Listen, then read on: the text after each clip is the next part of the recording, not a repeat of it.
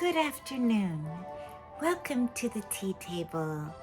I am so happy you have joined me today. And it's a very special day we're celebrating. Yes, it's Veterans Day. And I have our flag here. And we want to honor all of our servicemen and women, the veterans and those that are now serving in active duty. Thank you so much for your service from the tea table. We are grateful to God for these people that literally put their life on the line every day for us. And many have given their lives through the years. So we want to be honoring this today. It's November 11th.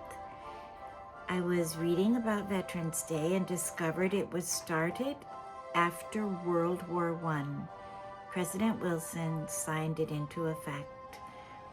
And that was such an extremely sad, all war is sad, but World War I was the shock. It was like no one knew anything like that could happen in the modern times when they had been just trying to have peace among the nations. So very, very sad. Well, when the next war came, which really, if you study World War I, World War II, World War II is actually a continuation, sadly, of World War I, with a big gap in the middle.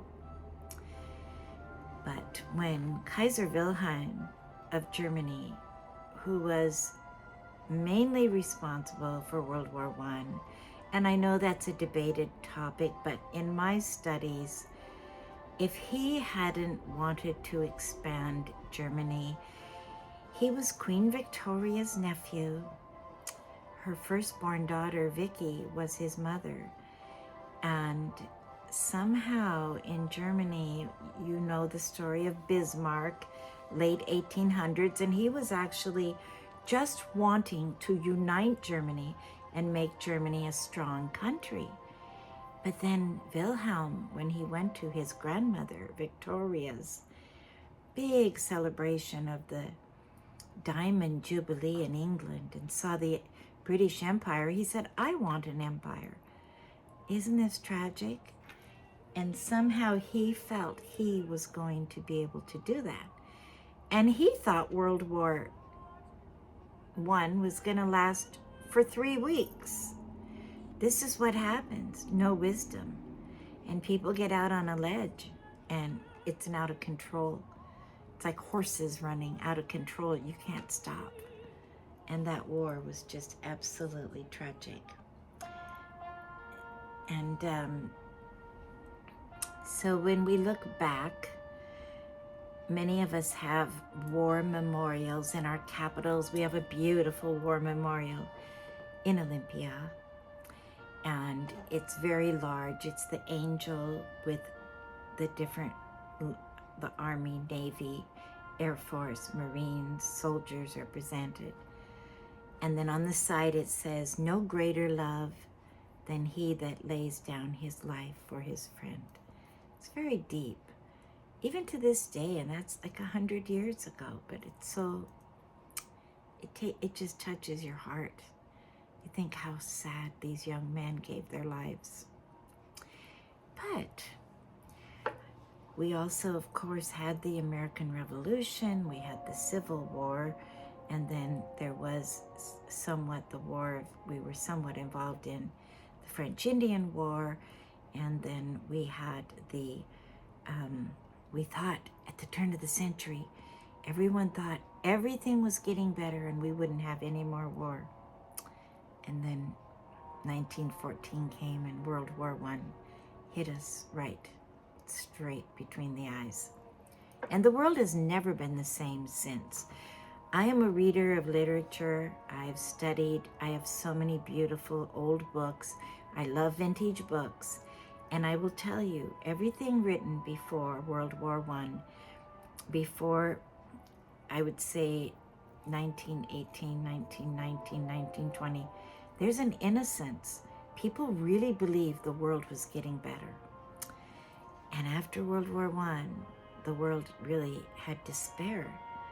And that's really where modern art came from. It's man in despair, because they felt, how could this happen to a civilized people?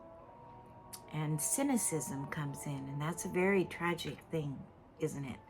We don't ever want to let that in the door. We want to stay pure, filled with faith.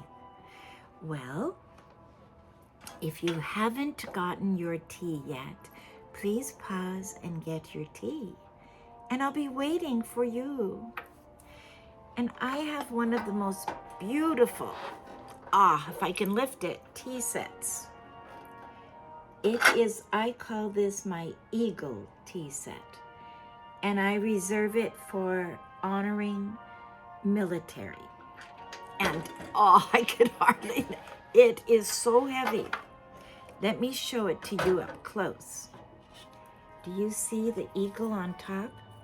And I think I used this either for Memorial Day or 4th of July. But it is a wonderful set. And it has the eagle. And I thought, what kind of cup and saucer will I choose? Well, I chose something part of my Thanksgiving, China, which is home. Beautiful home. And there's a lady, and then there's a man in the garden. And let me show you the scene here. It is the scene of, I rinsed this off, there's a little water. Home, beautiful home. And it has Americana scenes, they call it, made in England. Why did I choose home? Because when the men and women of our military go out and protect us and defend us, and the police help us, and the first responders, and the medics, what are they really protecting? They're protecting our freedom so we can have safety at home.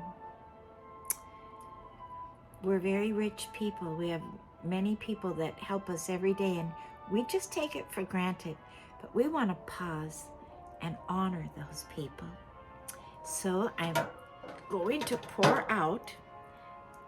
This is heavy. This is a heavy pot. I don't know why it's so heavy. Well, it's full of tea also. I kind of need 2 hands to hold it. And then this is the pitcher. Beautiful cream pitcher. Oh, and it has the face of the man on it. It's very unique. Very unique. A friend found this for me and brought it to me, and I treasure it, and I am honoring my husband is a veteran from the Army. He was fortunate. He was in the 1970s in Germany when it was all peaceful and wonderful, and he had a wonderful time in, what I'm playing today is a unique collection of music, but it's being played by the Marine Band. And they are a very good band. Oh my goodness, that is absolutely fabulous. Oh, that's delicious. I'm going to, Well, I'll tell you who I also really want to honor today. I think we can honor the people in our family best. And I have a wonderful son named Samuel. And Samuel, when he was right out of high school, we had 9/11, and all these young men, you couldn't talk him out of it. He wanted to go, and of course he wanted to join the Marines. I said, oh, well, you play the violin. Why don't you get in the Marine orchestra? You could be in the White House. Oh, no, I'm not going to do that. I'm going to Special Forces. You couldn't talk him out of it. I had the recruiter come to my house. I said, please delay this. Please go to college and then come back. Oh, no, I'm going now. Well, Samuel went, and we had 2 deployments in Iraq. And I'm wearing a ring today that he brought me back from the Bedouins, and it only fits on my wedding finger, and so I don't wear it too often. But isn't it beautiful? It's turquoise jewelry. Now this turquoise jewelry I'm wearing today, this is Bedouin jewelry. This is not American Southwest. Very similar, but I'm wearing Bedouin jewelry because Sam, he went, and then my son-in-law, Jake, married to my daughter, Victoria, he joined the Marines. And he went into the Arabic language school and studied and learned Arabic. And then he had 2 deployments. And when you have teenagers, you really start learning how to pray, right? As a mother and a father. But when you have someone go in the military and is deployed into the Middle East, that's when I learned how to pray, really. And God is so faithful. My husband and I prayed every day Psalm 91. You can look it up. It's a psalm that all of the Jewish rabbis say, put over the door of your home. It's a psalm of protection. We prayed that every single day. And do you know, God kept Sam and my son-in-law Jake safe? Well, when Jake came back, he brought me this beautiful Bedouin shawl. And it's very large. In the summer, it's nice to wear over a dress, but it's too cold today to just wear on its own. So I thought I'll just kind of tuck it over this kind of Loden green German little jacket I'm wearing. But it is a beautiful memento, and that these young men had time to even think about me when they were in such very serious. My son Sam was in extreme danger. He ended up in a battle, and he's 6'3", blonde, blue-eyed. He stands out. Like, you can't hide him, right? And he ended up on top of the building by himself, defending the building, and his commanding officer was down in the basement hiding. Well, not hiding, I guess, giving the commands, but I said, what in the world? Well, when Sam got home, he received a NOM, a Navy Achievement Medal, and our dear friend Ralph Monroe, Secretary of State, had a huge celebration for Sam in our hometown of Shelton then, and all the mayors came, the representatives came, the commissioners came, and everyone really honored Sam. And he didn't want the public display, but Ralph said, no, they never want it, but we're doing it anyway. Thank God for Ralph Monroe. What a beautiful friend. And so Sam was honored and received this achievement award. And then he got out of the Marines, and after he served his time, and started doing music with his brothers. And they traveled around for about 4 years. Shoemaker Brothers did a lot of recordings. You can find them online. And then that got to be not really, they did a lot of opportunities, but Sam wanted to go back to school. Nat went back. They all went back to school. And Sam then completed a degree at, actually in the Hollywood, I don't know what it's called, but it's the top sound school in America. He's a violinist, but what he got his degree in was sound production, post-sound production. And so that was really a blessing. But anyway, so this ring, I've never shown it on the Tea Talk, and I've never shown this shawl, but I thought, let's honor these beautiful veterans, because I remember Sam telling me back in those days, they were told to go out and meet the people during the day, and they'd go out and give soccer balls to the Bedouins and the people, and go right in their tents and have tea with them.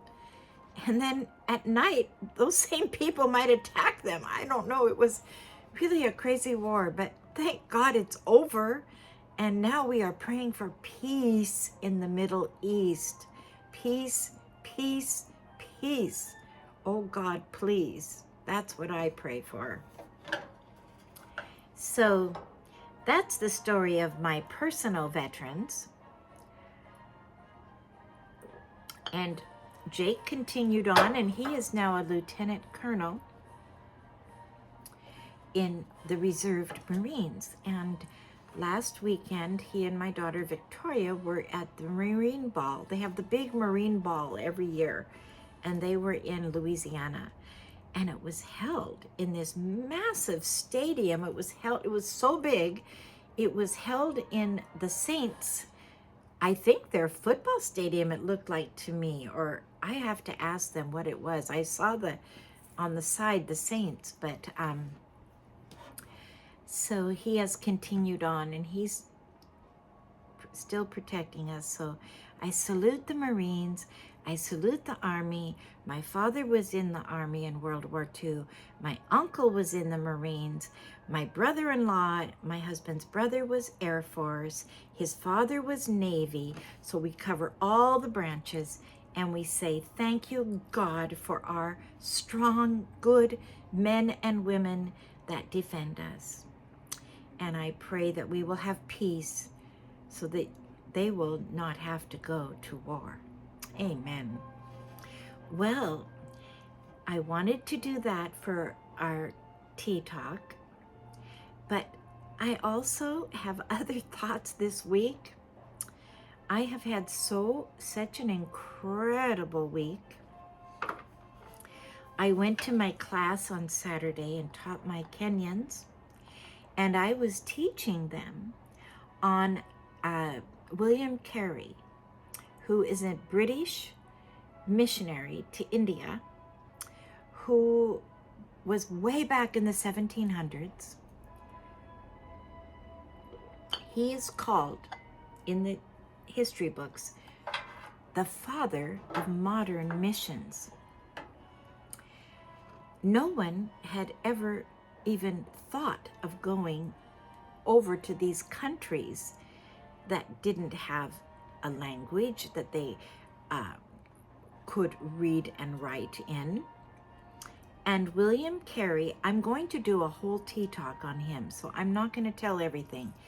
But to make a long story short, he self-educated himself, learned Greek, Hebrew, Latin, the classics, wanted to go to India, went to India, and is credited with founding the schools of India. He translated the Bible into Sanskrit and many, many languages. I can't do justice. I want to just give an overview. But I knew he was special. And I've studied him. When he was young, he was a shoemaker. And I said, I'm taking him as part of my family. But his name was William Carey, but he worked as a shoemaker. So I had a great class, and then my friend invited me to a conference that was just up the road. So I thought, okay, I'll go for just one or two speakers. I get to the conference, and this fabulous man from India and his wife and daughter are there. And he is giving a lecture on William Carey. You couldn't make it up. And I learned so much. And I talked to him. He gave me his book. And I want to read his book before I do a really good tea talk on William Carey. But one thing he said, and this is a man from India, he said, I give William Carey all the credit for the modernization of India. He came, he brought civility, he brought the Bible, he brought Christianity, he brought kindness, and he was told to train the civil servants that came from England. Because, England this was part of, what we call the colonial period. Well, he personally trained hundreds of the civil servants. They were young men from middle-class families from England that had come to India to serve. And he taught them, you be kind, you be humble, you are here to serve and help the people, help set up schools, help set up hospitals, help set up churches. And he said for 120 years, that system was unmatched around the world. And I know there are statues of William Carey in India. I know that. I've seen pictures of them. And there are, he actually founded universities that still go today. There were no universities when he went to India. Isn't that interesting? So it's a wonderful person. And it's, again, we always talk about this on the tea table. The power of one. The power of one, a vision, bravery, courageous, persevere, don't give up, have a dream, go forward. You know, he didn't have it easy. He went through so much suffering and so many hard places. His life is really unbelievable. But even before he got to India, but he said he felt like God allowed it to prepare him so he would be strong and know how to stand and not give up and give in to little problems, right? So there's a principle. If you're going through a hard time, say, God, help me, give me grace, and make me strong through this. Well, I wanted to go to another subject, and I know this is something that was just shocking, because I got a call yesterday morning from my daughter-in-law from Somas, California. My son has a business there, and they live in Somas, which is near Camarillo, and it's south of Ventura, and then kind of by Santa Barbara, you know, that beautiful area. She said, we have just gotten a call. This was a shock call, 10 in the morning. We are evacuating. We have to leave right now. The Santa Ana winds are blowing and the fires have started and they're threatening our homes. And they're threatening my father's home and my grandmother's home in Camarillo. So I said, oh, Nikki, I'm so sorry. So we prayed. And she said, I have all the important papers and I have the photos in my car. But they had no warning. They had like 1 hour warning. And I said, where are you going? She says, well, I don't know. We're going, I think, to a hotel up the road. So then at 7 o'clock last night, we were all sitting.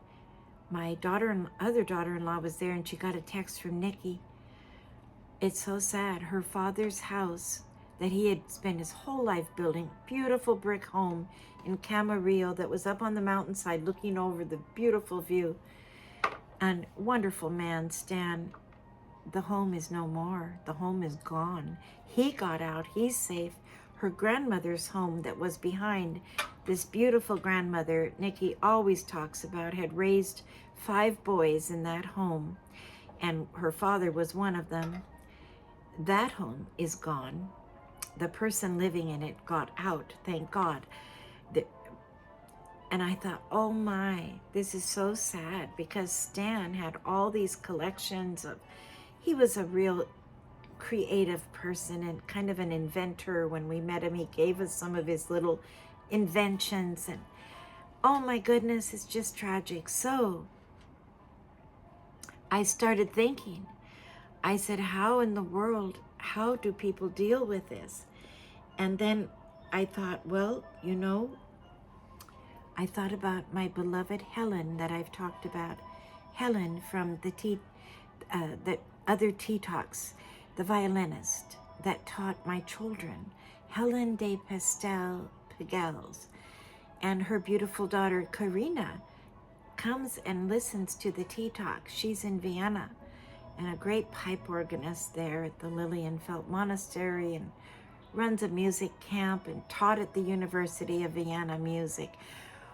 Well, Helen, I thought of her story and how she told me that when she was young, that she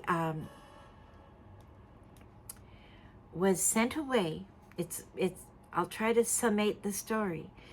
She grew up in Berlin. Her father was the head of a hospital in Berlin during World War II. Well, she was 14, and she suddenly went to her Hochschule, which was where she would go on the train to take her violin lessons. She was so high level, she was playing the Beethoven concerto at 14. That is an incredible achievement. She had the best teachers. Hochschule was the high school. It means it's the school that where the music was, and many of her teachers were Jewish. Well, one day she came to the school and there was a sign on the door, school closed. They were all gone. And later, there's more stories to tell about those teachers. I know the backstory, how they got out. But she then went and lived with her parents, and was still with her parents, and her father was working in the hospital, and the bombing came, and it was so terrible in Berlin. He said, I have to send you away. It's too dangerous. So her mother was sent to the country with her family, and Helen was sent to a music camp that they thought was safe in the south, in Würzburg. And I think it's Würzburg. And there was a medical school next door and a music school together. And so here she is, away from her family, studying. But, and I will just say this on the side, for 4 years, she did not see her parents. And she did not hear from her parents, because I did not know this, but during World War II, when the infrastructure got so destroyed, personal letters were not going back and forth. And she was just studying. Well, one day she was rehearsing. They had to take turns using this piano. And it was her turn, and her dear friend, a young man that was a medical student and also a violin student and a piano student, he was accompanying her. And they went in to play, and she said she had this feeling come over her, run, just terror. She said, we have to run. And she grabbed her violin, put it on her back, on her case, grabbed him, and he said, no, this is our time. We only get 1 hour. We need our time. She said, come, and they fled the building, ran up to a little church and got under the pews. She said that was the safest place. They looked behind them. The entire music building and medical building, the school, was destroyed. And her friends that she was roommates with died. And she didn't know what to do. She's so young. Maybe she's 16 by now. She walked back and she found her bicycle. And in the middle of all of the destruction, she found her bicycle. And the reason I was reminded of this is Nikki sent me the pictures. Camarillo looks like a war zone. There is trees everywhere, cement. It just looks like they can't drive the streets. They're so strewn with things and debris. Well, Helen said, when you walk away, you're in shock, but you walk away with your life and you say, thank you, God, I'm alive. And she rode her bicycle. Her bicycle was in usable shape in the middle of the rubble. And she got on her bike and started riding. She did not know where she was going. She had her violin, and that was all. Well, a group of gypsies were driving, and they picked her up. And it was a gypsy band. And they were kind to Helen, and they found out she could play. They made her part of their band, and she literally played her violin for food, just to eat a dinner. And she had nothing to wear, so they found a piece of red cloth, wrapped it around her, pinned it on, and she could barely walk because she was performing. She needed something to perform in. You know, her music saved her. And Helen always said, my violin saved my life. She said, everywhere I would go, there was a string quartet waiting for me, or people waiting for me to play to. And there's so much more to her story that is so amazing. because then a lady heard her playing that she had never seen and said, come to my town, come to my town. I'm going to be gone, but you could stay at my house. And so Helen went to the town and walked up the hill, and she saw this soldier coming toward her, and his face was all covered with red sores and he was all tattered.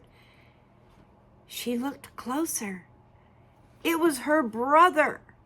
If the lady hadn't called her, she had never been to that town before or since. Her brother was a medic in the German army, and he had walked back from the Russian front. His company had been captured. They had been lined up to be shot. He thought he was dead when he heard the shots, but to the Russians' credit, they saw the snake on his arm, the medical symbol, and you are not to kill doctors. It's against the Geneva Convention. So everybody fell down behind him, but he lived. And he had to then escape and walk back. And they met, and they were both alive. They couldn't believe it. Later they connected with her parents. Her parents were alive. They lost everything. Their beautiful home was in the eastern zone of when the wall went up, so that the communists got that. They couldn't have that. But Helen said everywhere she went, her violin provided for her. Now, isn't that beautiful? I was telling this story to my friend Jamie Cornett, who is a beautiful flautist. And we have another friend, Marilyn, who is a wonderful violin teacher, and the Overman family, they play. She said, Susan, did you know that Marilyn has always told her children, your music can save your life?